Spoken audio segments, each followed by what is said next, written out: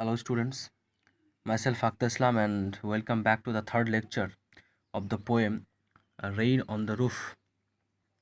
Today I am going to start uh, the literary devices that are used in this poem. So first of all, you should know the rhyme scheme of the poem.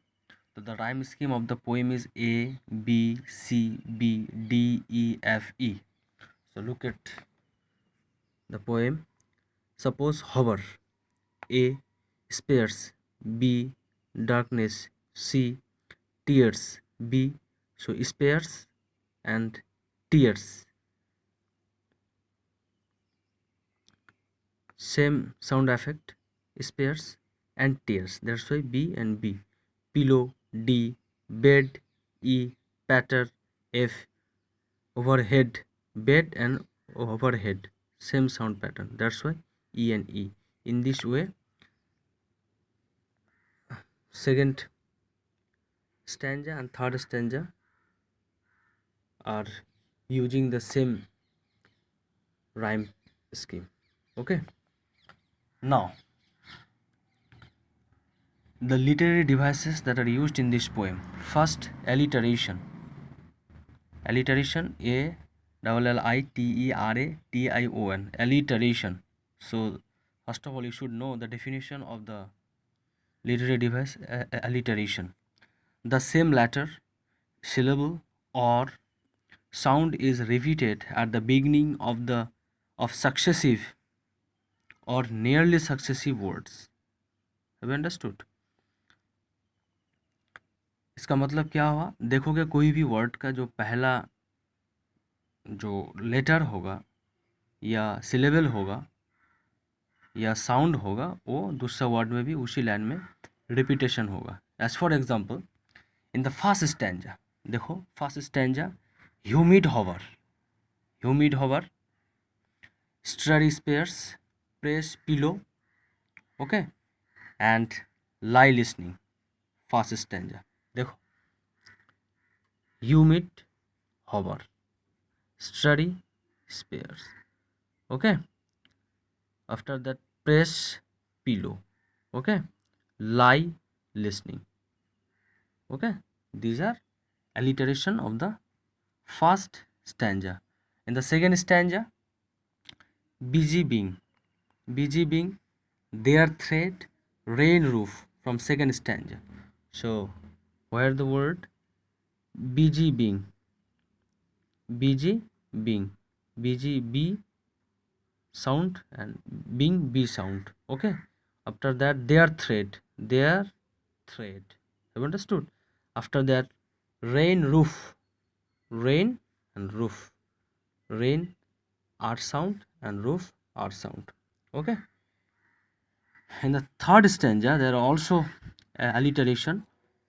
Memory my mother, darling dreamers. So where is it?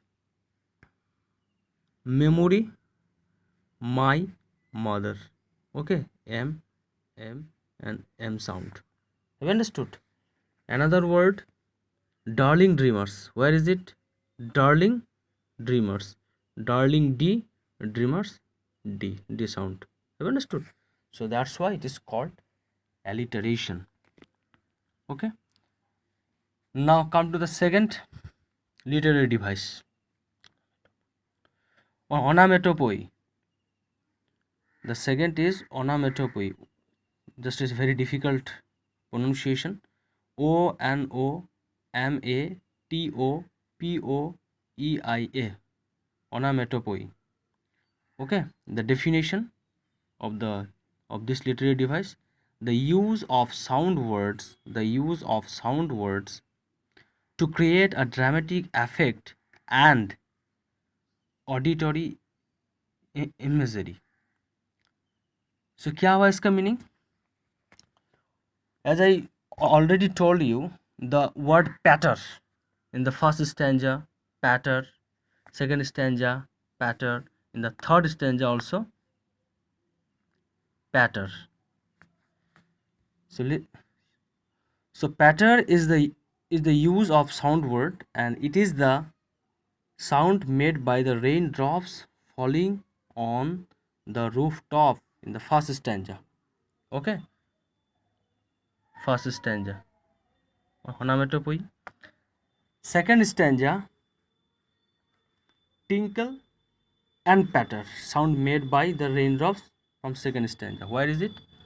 Tinkle, okay, and also patter. Both these words are onomatopoeia. Okay, and from the third stanza, patter, sound of raindrops from third stanza. Where is it? This is patter.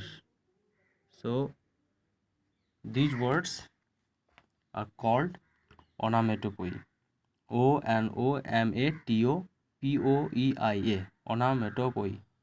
Okay, next, number 3, personification. As you know, what is personification? Treating a non-living thing as a living thing. जब आप कोई non living thing को living thing के हिसाब से देखते हो, उसी को कहा जाता है पर्सनिफिकेशन. ओके, पर्सनल प्रोनाउन जो यूज किया जाता है उसको पर्सनिफिकेशन कहा जाता है. As for example, darkness has been personified when he says that it is sad from the first stanza. Where is it? Darkness. Okay, darkness is used as a personification. Darkness has been personified. इसको personified किया गया है. क्यों? when the poet says, जब poet ने कहा that it is sad. It is sad. Darkness is sad. Melancholy darkness. Okay,